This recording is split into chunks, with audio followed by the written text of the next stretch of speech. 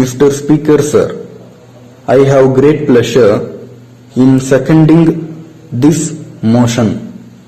The mover of the motion has dealt with all matters. At this stage, I have not had the benefit of the criticisms of the opposition. So, I do not think I can very much contribute to the debate. But by way of supporting what my honorable friend has said, I will try to say a few words. Now we have had two big natural calamities. One is the famine and the other is the cyclone. As we know, the cyclone has affected a large number of people. It will not be out of place to pay tributes to the collectors and the staff and others who cooperated in giving relief to the affected people. On this occasion, I would suggest that the relief measures, though they have been adequate, might have been more reasonably spread among the various affected areas. Now, I would like to refer to famine. In this connection, I may point out that almost all the districts in this state have been facing famine conditions. Anyway, the relief measures taken by the government are welcome. On account of the drought during the last 5 years, there is great need in every village for supply of drinking water. Top priority has been given in the 5-year plan to agriculture. I do not know the position in other states.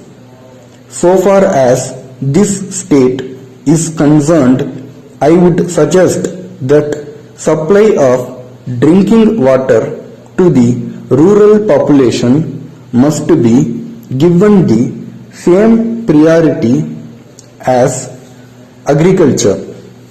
We cannot call ourselves a civilized state unless we are able to give protected water to the poor people in the villages. Then I come to electricity. I would like to point out that the failure of monsoon has affected irrigation sources. On account of the cut in electricity, very many extension schemes for irrigation have to be stopped. All this means that in spite of our having made efforts, we are not able to produce food grains at a time when nature has failed us. Then there was much criticism about the rural welfare scheme all these years. I think that the rural welfare scheme has come to stay in this state. The people must see that they stand on their own legs and do some work for what they want with minimum help from the government. This is our aim. Letter from the Indian Overseas Bank, Kolkata, to Thiru N. Bose, Kolkata. Dear Sir, we thank you for your letter.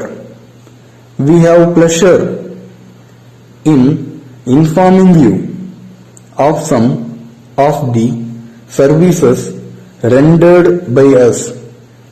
In addition to our normal business, we also take up a number of agency services on behalf of our customers, like collection of bills, coupons, etc.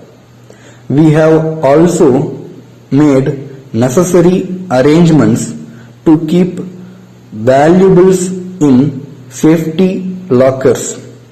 You may be interested also in a special department of this bank, which has been started recently, where we receive proposals for appointment of the bank as trustees. In view of the efficient way in which we can carry on the work in this department, we hope that it will be useful and popular. We are sure that you will be interested in some of these services and will specify them in your reply, so that we may be able to supply detailed information about them. Yours faithfully,